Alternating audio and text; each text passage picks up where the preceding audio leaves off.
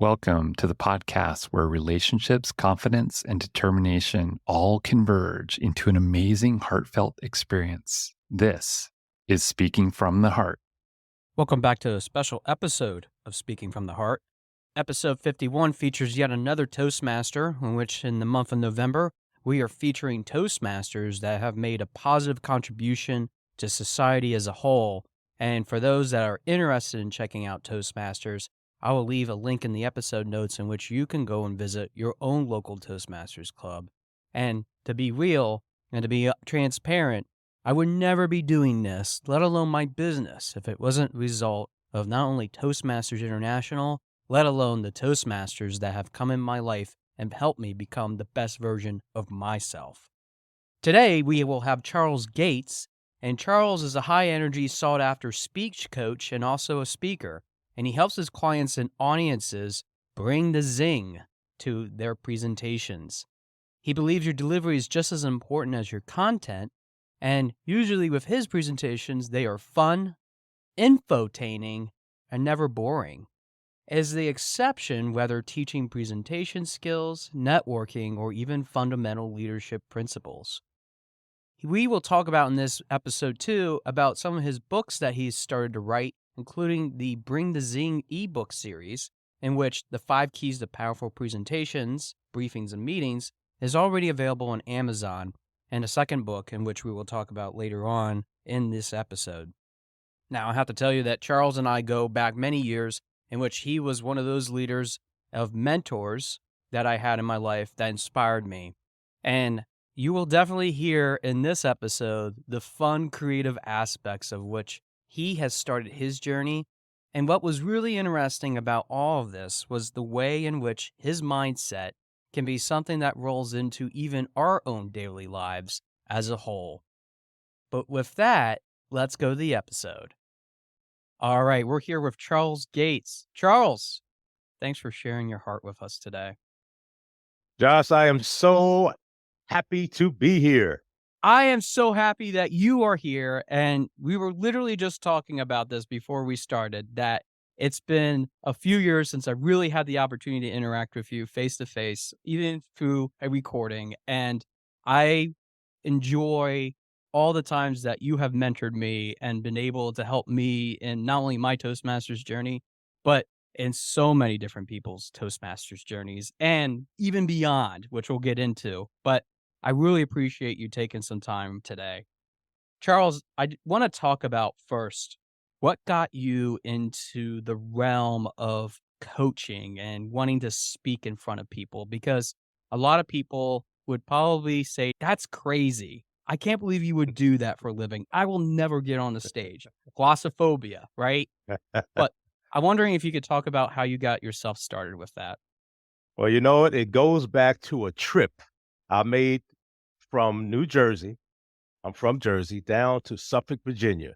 I-95, you could imagine during the daytime, it took forever in a day to get from one point to the next. While I was driving, I was listening to an episode of Rich Dad, Poor Dad, Robert Kiyosaki's fantastic episodes. And as I'm listening to this, he knew he wanted to be a self-made millionaire, but had a challenge with speaking to other people. He knew that was a challenge, so he sought help. Similar to Warren Buffett seeking help in public speaking because they knew it was so important.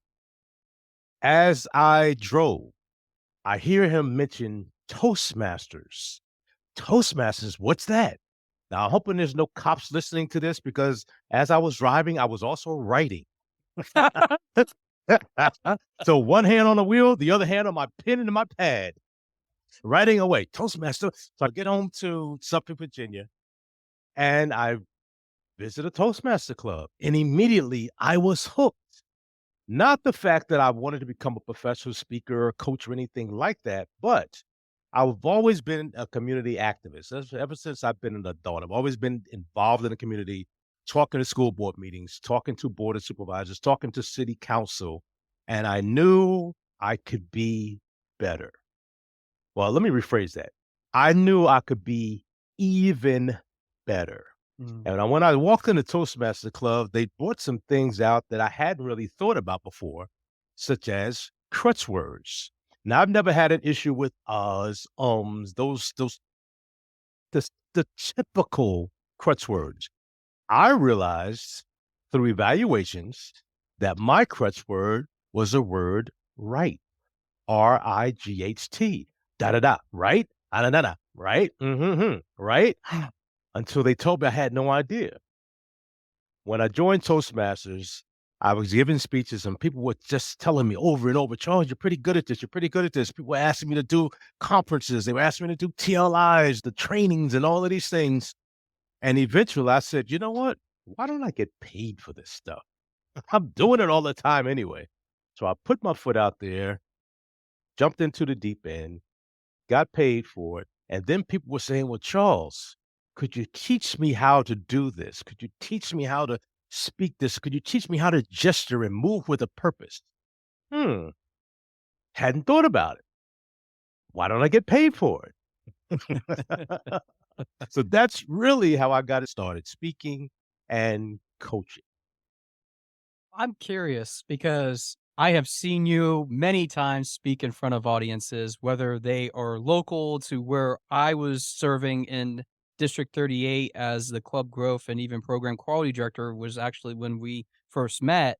But I've seen you in front of even bigger audiences, and it seems like you come alive when you have that interaction with people. Is that something that you just have deep down inside of you? Is it something that you kind of mentally prepare yourself for when it comes to that energy level? What is it that drives you to just have that excitement with the audience as a whole? You know what it is? I like helping people. Mm. I think I was put on this earth to help others. That is my legacy. That is my destiny. And let me tell you, Josh, when I get up on a stage, I light up.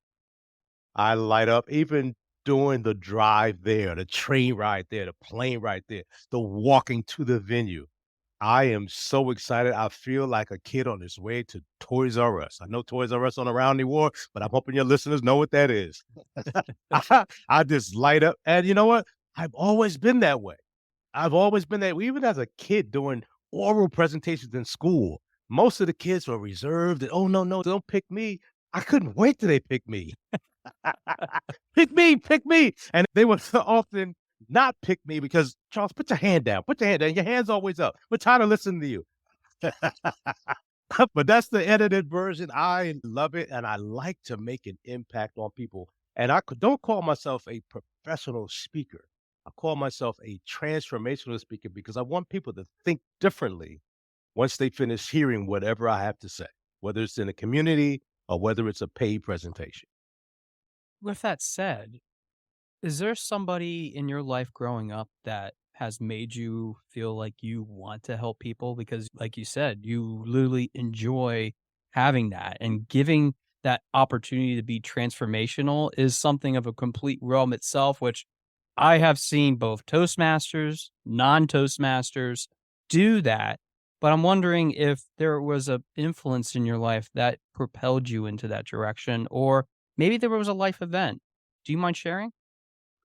Well, you know what? The simple answer is, and I've pondered over this question often, there is no one person. There is no one person that was so inspirational to me in my lifetime to say, I want to do this or I want to do that. There wasn't the person, and it really wasn't an event. However, as I think about it, when I am serving in the community, because I've always been deeply involved in the community from a political perspective to nonprofits and all points in between. But when I am speaking to people, I noticed very early in my adult life, even when I was in Marine Corps, I realized that when I spoke, people listened. Even those that were higher ranking than me, they listened to what I had to say. And not only that, they acted on my recommendation and my advice. So those experiences and people just telling me that, Charles, we believe in you. We believe in what you're talking about. Why do you think that way? And I would always think, why do I think that way? And I would come up with an answer pretty quickly in my head. And I was always able to articulate that pretty much immediately upon being asked that question? I know what you're saying because for me, for the longest time, and you know this a little bit about me, working over 13 years in the Commonwealth of Pennsylvania in a variety of different jobs, it was really about, yeah, I know the answer to that, but I really just want you to figure that out for Mhm. yourself and get a little bit of that energy of what I do in terms of my interest, my curiosity. But it's public service. You're never going to get a public servant to really motivate themselves unless you find those good eggs, which you definitely do. But for me, I know what you mean when you're saying that because I think those are the influences of really getting to the basis of what the human abilities are or the condition of what people can ultimately achieve. And speaking of that, you said about serving in the nonprofit or in the community as a whole. With not going into too much detail, what are some of the general things that you have done that have helped the community? Because I know that you said you grew up in New Jersey, but I understand you live in the Virginia area. So, do you mind explaining a little bit that for our audience? Sure. Well, I will tell you, when I was growing up in New Jersey, I was not encouraged to be involved with the community. It's unfortunate, but I just wasn't. I was just a city kid. I did what city kids do. I was hanging out on the street. I just did what city kids do. It wasn't until we were stationed. My wife did 20 years in the Army, by the way. We Oh, were stationed in Fort Meade, Maryland, and I had my first opportunity to coach a little league team. It was a softball team, 9 and 10-year-old girls. I have 2 daughters, so those girls were coached by me and others. And I really wasn't volunteering to do it. I was almost voluntold by default because no one else stood up to the plate. I've always played baseball. I've always been a sports kind of guy. I know the rules. I know the fundamentals of the sport, and I know I can teach them to others. And I have the kind of demeanor that kids and adults not only gravitate to, but they're comfortable with me. I speak to them, I laugh and joke with them. So the community standpoint, the community activism part from I had to think about that. It really started from coaching back in the mid to late '80s, and it was a mhm. softball team, and I did that for years and years and years, and it just gravitated to everything else. It just gravitated to everything else, and most recently, it's going to be in the political forum. I'm working with a few organizations to bring on here in Virginia, we have local election, many local elections, senator, delegate, these type of things in November. We are hosting and facilitating a series of local political candidate forums in the Williamsburg, Virginia area. Williamsburg, York County, James City County, so that the people in our community can be well informed. So when they go to the ballots, they not only recognize the name in the ballot box, they'll understand what that person's position is. From a recent standpoint, that would probably be the biggest accomplishment. Is in I do things pretty much every other month in the community, lunch and learns, Juneteenth events, just getting people together and teaching people something that's going on in the community to make not only them better, but to make the community better as a whole. I love that because for some people, it's about, well, I want something in exchange for something else, which as business owners, I mean, for myself, I might be speaking more of, but I'm also thinking about your coaching business too, Charles. We definitely want to get our value, right? We want to be able to pay. We need to be able to live, be able to feed ourselves, take care of our families and all that. But I've been constantly reminded by some of my other guests about the importance of those relationships. So being able to form those. And yes, that might mean giving a little bit of yourself. And as one guest I've had who's a sales trainer specifically has said to me, it's about sacrificing a little bit of ourselves. And that might not mean we live as long, but we're giving of ourselves literally. And I think that sometimes doing that, though, opens up those doors of opportunity for being able to hear and experience that with other people. And I love that because I feel that connection from what you just said, especially as I sit here and look at you pondering and thought, yeah, I did make influence with those kids and adults. And I just love it that your eyes light up to that, because going into your speaking business, which I want to talk about quite a bit, is your speaking style more of not just the transformation side, but really sending a message out? In other words, being more informational, making it tangible for the audience to grasp? What do you typically do to help entice those audiences as a whole, is really my question I'm asking. Well, I will tell you, I take pretty much the Darren LaCroix approach to speaking. If I'm going to speak at a venue, let's say on a Saturday, I will get there no later than Friday. And not just to get there early to go in the hotel and relax, but I want to meet the people who are going to be at the venue. I want to meet them at the bar. I want to have a drink with them. I want to find out what's going on in their lives. How are you doing mentally, professionally, personally? I really like to get to know people, and not just from a face, not just to talk to them to say, okay, well, I know this guy. I am an advocate of really building deep, deep, deep relationships. And let me give you an example. I went to a conference, a Toastmaster conference, not too long ago. It was in April. Went to a Toastmaster conference there, and I hadn't been to this area in a long time, years. And I gave this one speech when I was there. And when I walked through the hotel lobby, years later, a person who I didn't even know comes up to me and says, "Charles, I'm still swimming." Years later now, this is 3, 5 years later.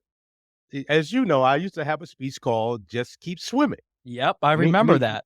Meaning if there's trouble happening in your life, if there's obstacles, if there's things holding you back, just keep swimming. In other words, just keep going. It'll get better through the hard times will get better if you just keep swimming. Don't give up. And this young lady came up to me and says, "Charles, I'm still swimming." Now, first of all, I'm saying to myself, "Who are you?" And where's the closest pool? I don't see a pool around here. But you know what? I knew exactly what she was speaking of. And that type of impact to me, again, I still get emails. I still get text messages out of the blue. "Charles, I'm still swimming." I don't even know half these people, but they remember the message. They remember the message. And for me, the message in speaking is more important than anything else. I've seen really good speakers out there who are peppered with the uhs and ums, but their message is so crystal clear and it's so relevant that it makes you say, "I can do that." And when you, as a speaker, regardless of what level you're speaking on, when you speak, and I would tell you that, Josh, that's always my goal for the audience to say to themselves, "I can do that." And I'm not talking about next week, next month, next year, or next millennium. I'm talking about right now. With what I'm sharing with you, I want you to walk out the door in your next conversation. See if you can weave these teachings or these principles into your next conversation. That to me is the epitome of success, at least for me. I have to tell you, the statement that runs through my head every time that you have shared with so many people during the time that I knew you really, really well, and we had more frequent conversation, is Toastmasters is a team sport. And That's that right. sport part just reverberates in my head back and forth, and the team more particularly. But I never understood the origins of it until you talked about your coaching with the young women, and now it all made sense. And I've been wanting to ask you for 4 years, even more than 4 years, and I'm glad that I finally was able to put 2 and 2 together to make that happen. So I feel really privileged, because I wasn't one of those people that texted to say, "Oh, Charles, I'm still a team player in Toastmasters." As a matter of fact, I don't know if you remember this, but I did email you, because when I was running for district director in District 38 in 2022, I said, "Hey, I want to use this statement and reference you. Is that okay?" Because we had to get permission and have that down.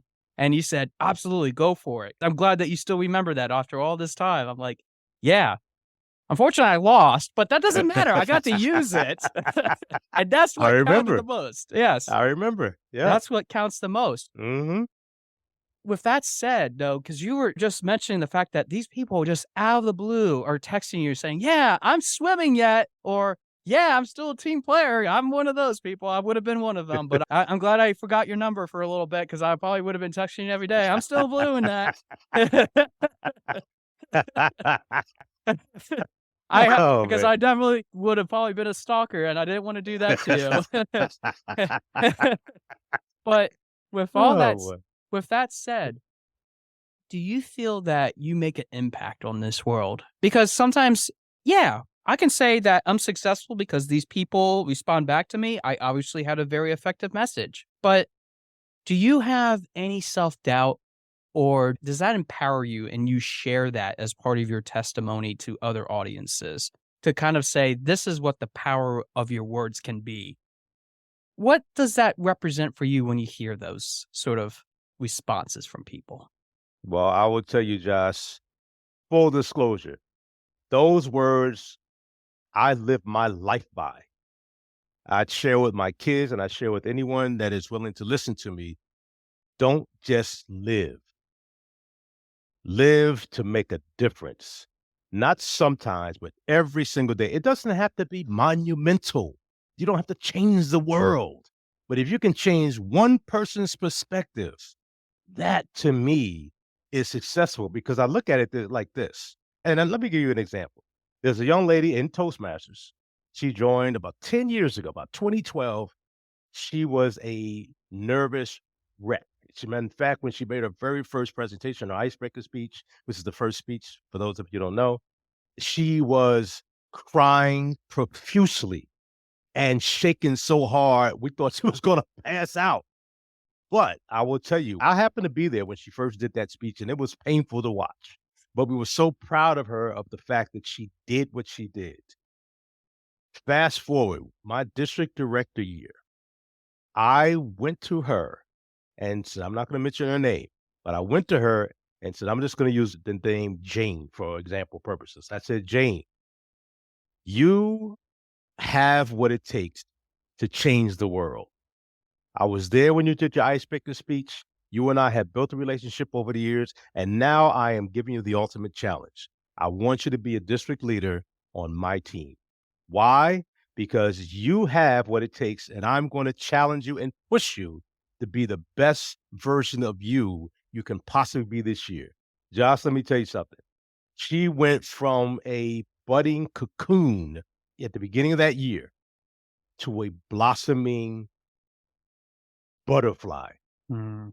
Not even by the end of the year, by April. Now, of course, our year is from July 1st to June 30th.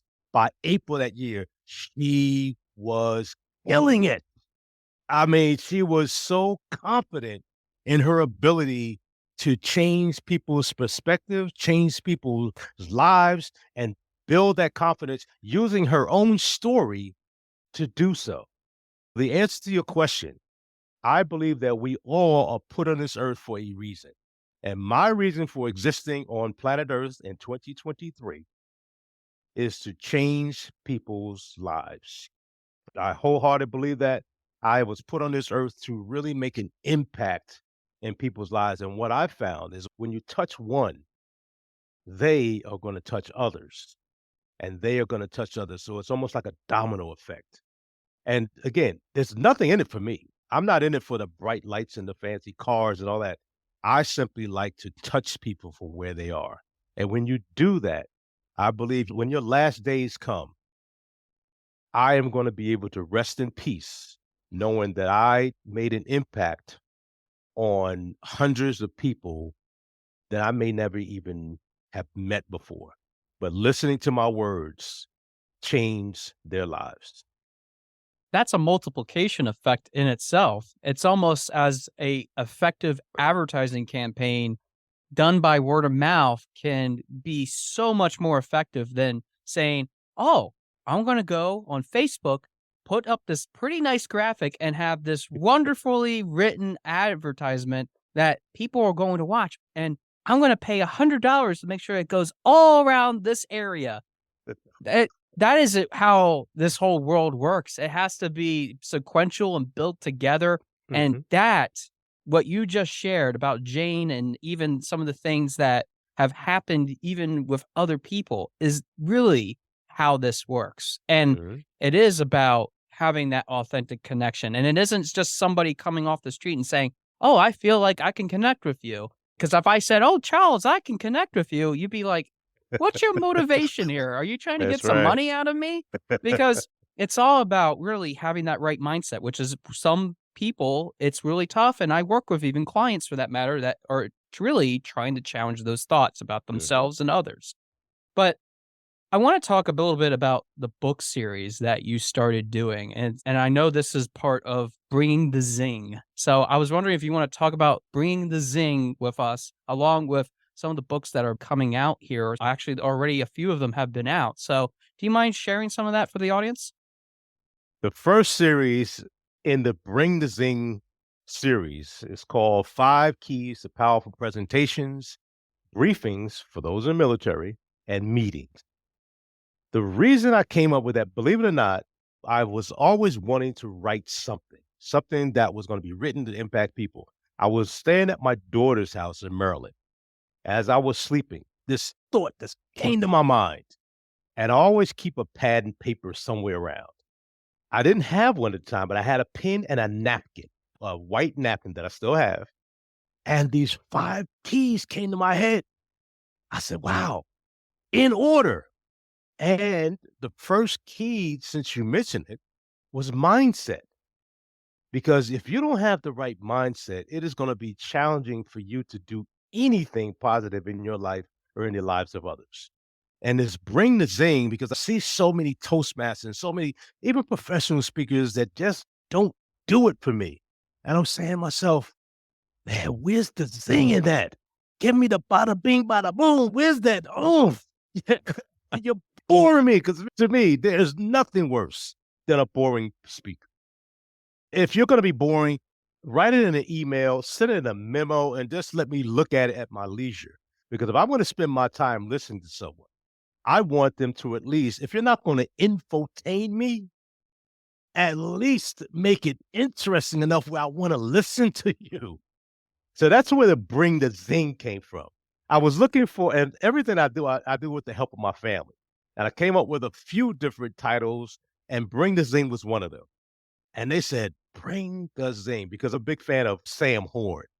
And Sam Horn in her book, she talks about making her and Craig Valentine, they talk about making your tagline, if you will, rhythmic, where people will remember. I mean, think about commercials. If you think of nationwide, is most people can finish the end of that sentence. So Is I said, on your side. that's right. I said, bring the zing. Ooh, it rhymes. If I go out and say it often enough, people are going to remember that. They might not remember everything I talked about, but they're going to remember the premise. Bring the zing. So the bring the zing is in the popularity of the first book. I got speaking engagements and all these things off it. And people are asking me, what else? What's next? Hadn't thought about it. But since you mentioned it, the next one is bring the zing, keys to effective networking. Because I go to so many events and people just don't know what to do when they go to a professional event and they don't know anyone. If they know someone, it's a little different. But even then, people tend to find people that they already know, people they haven't seen in a while, and they sit with them throughout the entire conference for the entire weekend and never meet anyone new. And you go to a chamber meeting or a BNI or something like that, and they just don't know what to do. So I said, you know what? I'm good at it. I am a networking guru. You can put me in a room with 100 people, give me 5 minutes. Chances are I'll know all of them. Hands down, I have seen Charles do this not only in the United States, but I literally had seen him in Paris, France, in another country doing this. I hands down have seen you effectively do that. You walk that talk. I was going to say that when you were talking about a napkin, I literally holding up for the audience a napkin that I have written down some things with a friend about some ideas of things that I want to essentially work on for myself and some people that relate to not only PTSD, but there was just some conversations that we had, and I literally wrote down some thoughts too.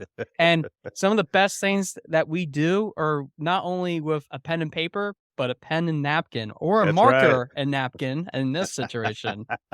So I wanted to make that comment, but I'm sorry I interrupted you. Go ahead and finish your thought. You're okay. You're okay. So my second one is networking.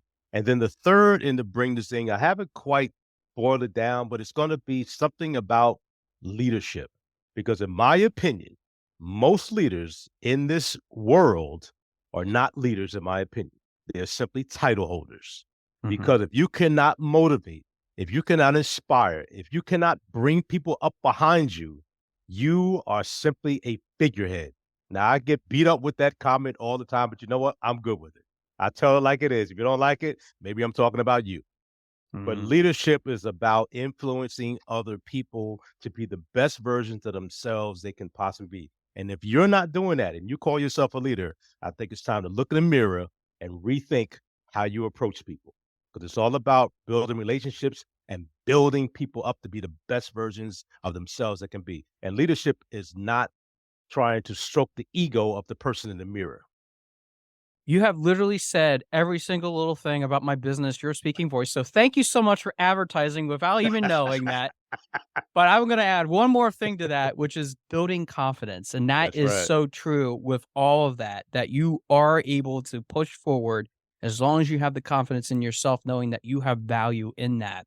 Charles, we're almost at the end of our time. But before I have you wrap up with sharing a little bit about yourself, I have one final question that has been on my mind. And it's something that you, sir, I think, write the book about as well, quite literally, when it comes to this. Somebody somewhere is listening to this and thinking, man, Charles is really awesome. I would love to follow his footsteps, but I'm just not sure what to do or what to be. And I'm sure that there's multitude of different answers as to how that person can do that. But if that person were able to come up to you right now and ask you, how can I be somebody that is motivating, inspirational, and has a great heart with helping others in the community? Like to be able to take that first step or wants to try something new in their life that maybe this is something brand new and they're not sure how to quite get started. What would be at least one piece of advice that you would give them and why that piece of advice? It will be twofold. Number one, what is your why? Why do you want to do this? Is it just to stroke your ego? Is it to have letters in the back of your name that no one knows what they mean? What is your why? And if your why is strong enough, seek out the help that can answer that why, if you will. For example, there are hundreds of nonprofits out here, hundreds that you can speak, that you can be a part of, that you can speak on. There are hundreds of committees at the local, state, federal level of government that you can serve on. And it doesn't matter what your why is, you will find like minded people somewhere. And of course, I'm going to put a plug out there for Toastmasters. Toastmasters is an organization we've been around since 1924. There's 225,000 members in 140 something different countries around the world. And most of us are like minded. And the joy with that organization, and I tout it, I'll sing it from the mountaintops, is the fact that we all come from different backgrounds. But at the end of the day, we all have, for the most part, the same type of goals. So if that person was to come to me, I would ask them, what is your why? And then find that organization or that committee that you can be a part of to help you on your journey because they're out there. And sometimes you just have to look for them. But in this day and age of the internet, it's not that difficult to find. Charles, I really appreciate you being here and being able to share these wisdom nuggets for all of us. I want to give you the last few minutes. How can people get in touch with you if they're interested in booking you? Maybe they want to be a client of yours for coaching. How could they get in touch with you and how can they experience the Charles Gate experience, I should say? And I'll give you the last few minutes. Go ahead. All right. Well, I would tell you first and foremost to understand something about Charles Gates. I'm almost like a General Patton from World War II. I'm an in-your-face kind of guy. I don't sugarcoat it. I don't water it down. I tell you like it is. And if you're an adult, if you can't handle it, you probably don't want to work with me.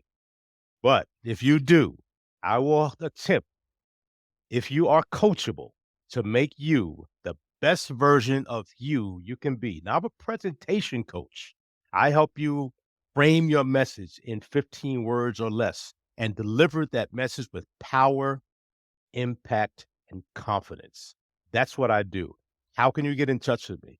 You can get in touch with me through my website, www.charlesgatesleadership.com, or my favorite social media platform is LinkedIn. I can be found there at Charles Gates DTM. For you military people, Delta Tango Mike. That's pretty much it, Josh. LinkedIn is my social media. And by the way, I do a LinkedIn tip. It's called the Bring the Zing Tip of the Day. I'm up to, I don't know what episode I'm up to now, but I used to do them every day, but that got rather cumbersome. But I do them at least once a week. I put out a tip a day. It could be on speaking, it could be on leadership, it could be on mentoring, it can be on the environment, anything that's important that happens to come in my brain that particular day. The day that we're shooting this, my thought was, let it go. That was my tip for the day. I throw out some things. I do a short video, 1 to 2 minute video on LinkedIn, and then I add some words to it. So it's a very short read. But check that out. I love to hear the comments. I like to hear the likes.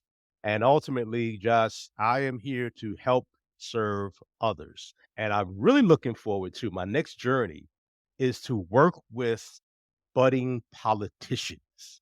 I see so many wannabe politicians that do not get to where they need to be because they don't know how to frame the message and they don't know how to deliver that message to the point where when they're finished, the audience is saying, that's my guy, that's my gal. And if they're not saying that, if you want to get into public office, you've got work to do. And if you want to get better, come see me, Charles Gates, DTM on LinkedIn, or check out my website, charlesgatesleadership.com. Charles, I want to bring a little bit of the politician out of me for a second. And first off, say a couple things. Let's start out with this. Thank you for being part of Speaking from the Heart. This is something that I've been waiting to do with you for quite a while. And I know that there were some challenges along the way to try to get there, but I really appreciate you overcoming them to be able to do that with me. But there's something I need to tell you, and I want it to be part of this episode because I feel like it's really important. I don't think I ever realized the true power of Toastmasters and the passion that I could have if it wasn't for you. And it's allowed me to be able to do what I'm doing now, which is also reaching hundreds of people, thousands, and I hope one day tens of thousands, even millions of people through what I am hopefully making as a impact through not only this podcast, but through business, but also the heart of it all, being a Toastmaster. And I really appreciate you always being there and just being a sounding board for me and others.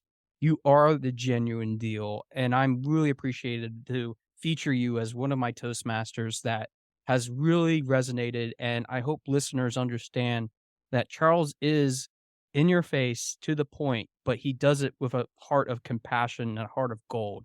And I really do mean that, sir. You are a inspiration for a lot of people that do need that solid foundation, and I appreciate that. So thank you again. Thanks for being on the show, and I look forward to continuing these conversations with you because you definitely make an impact. Thank you so much, Josh. That's a joy to hear from you. And by the way, my book series, Bring the Zing, is available on Amazon Kindle. And if you want to check that out, I'll have it in the episode notes. If you want to read those, that is something that you can pull off of Amazon. But Charles, thank you again. Thank you so much, Josh. Been a pleasure. When I think of Charles Gates, I think about somebody that has really been able to go through life and really help people no matter where they are at. And he certainly brought that zing, especially in this interview. And definitely the perspective that he provided was something that I forever continue to live in my own life when it comes to the things that we can create, not only for content, but also the things in which we can transform ourselves. And that's why I really enjoyed not only the interview that we had, but also have the opportunity to share many of these things that you can even learn on your own, which, just for the record, we talked a little bit about Darren LaCroix, and Darren is one of the more successful Toastmasters that went on to start his own business, Stage Time University, which if you are interested in checking that out, I will leave a link into the episode notes that will help you to get to where you want to be. But I want to talk a lot about really just the things that Charles really said in this episode that made me think about what I could potentially do to even help myself, even as a coach myself, helping people realize and have that voice in this ever changing world, the mission of your speaking voice. I felt the first thing that really stood out for me was about that sometimes there is nobody that really makes us feel this way. Because when I asked him that question about who really influenced him, he actually said something that I would never thought or imagined, that it would really help to create some of those best things for myself and to even help myself through all the different challenges that would come through my own life. And I think that means having some sheer determination, sheer grit, which for some people that can be very difficult in doing. It means taking yourself out of the context of where we are sitting in and then being able to push ourselves into another context in which we can help others. And since Charles didn't have that influence, he realized that he had that innate gift. The gift of being able to just see where people are at, to be able to help wherever that help is needed. And I think that's something that we can, as even listeners, continue to build upon our own lives, whether that is in a personal or a professional context.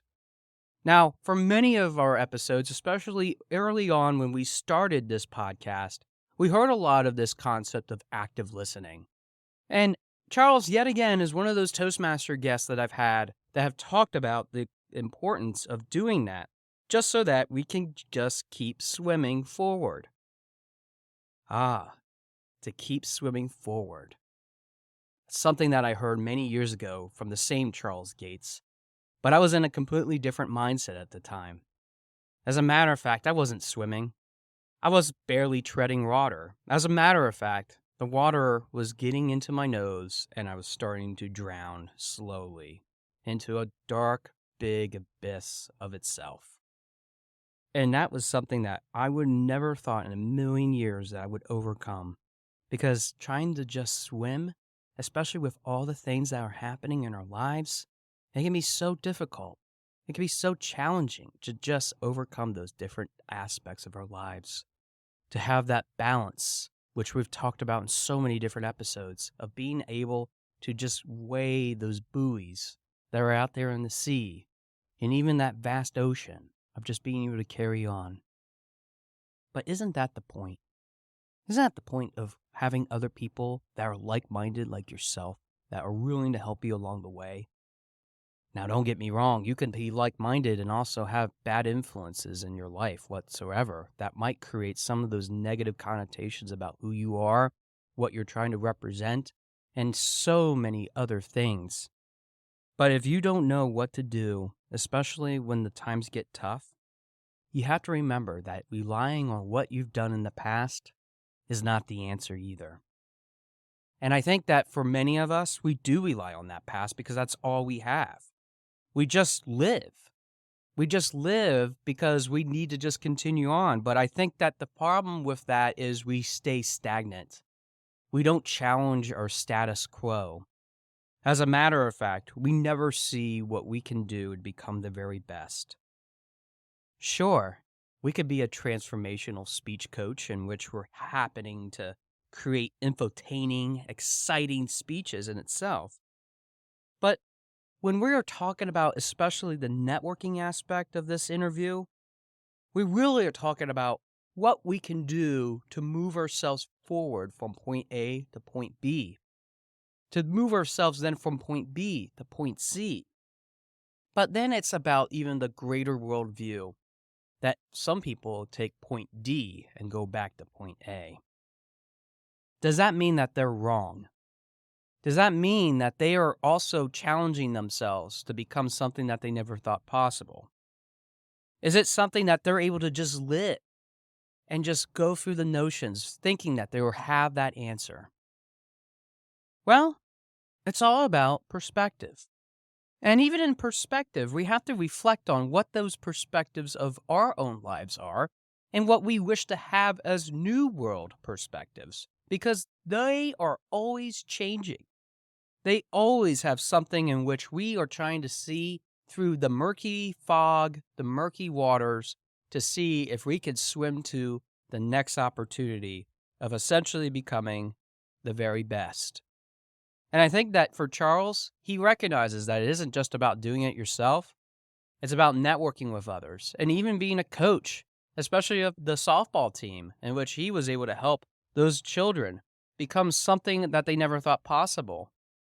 Especially in the world of sports, that can be so important for athletes to strive for their very best. Now, I'm not any fan enthusiast when it comes to any sort of sports. That's just something that I did not grow up with. And I can point you to the next podcast host that would be one of the best influencers when it comes to the Philadelphia Phillies and other sort of Philadelphia, Pennsylvania sports teams here in the United States. And I certainly do not want to say his name just in fear that maybe he might be listening to this because he might be a little shy. But I know that that's the whole point, is that we have these innate abilities, these talents, whether they are in sports or not. And they make us become something that we never thought imaginable due to the fact that we are seeing ourselves in a completely different light. Which ultimately asks one simple question. Why? What is your why? What are you doing about your why? I think that's where we need to seek out that answer. Almost like in the one episode I talked about Star Trek. We have to go to those vast new planets. We need to be able to explore new worlds, new civilizations. We need to be able to open ourselves to adventure, especially even some of my international guests that have been on this show have expressed. Because it is about understanding that why. It's about figuring out what you can do to become not just the best version of yourself, but through that process, you're changing your mindset and your perspective of the whole entire world. And that's where speech can be so powerful, and which is why I coach even in speaking as well. But in order for us to bring the zing, we need to be able to understand fully what we are trying to challenge ourselves in doing. And that's why it's so important to understand that why. Seek out those people that are helping you to find that why. Have them go through that process with you. Learn a little bit about what you can become. And then, on the other side of that, keep challenging yourself, because you should never settle for less. You should know that no matter what, you can like helping people too. And it doesn't mean that every single day you have to be service-oriented. It means about being there for friends and family as well, which is why this is all interconnected. There isn't 2 silos, or 3, or 4, no matter what kind of number of silos that you have. It's about realizing that you have what it takes. And it means understanding that we all have our unique styles in which we do it. Although Charles would be somebody in which I would have to work against in order to get clients, it doesn't mean that Charles is a bad person. It doesn't mean that I am a bad person. And that's what this is all about, ladies and gentlemen. It's about realizing what is the good and what is the bad. And I think that if we can break those molds, those habits that we have inside of ourselves that are the good and the bad, we can become great and greater instead, and potentially become the greatest. It doesn't mean that we have to be achieving perfection, but it does mean that we have to have that zing to continue.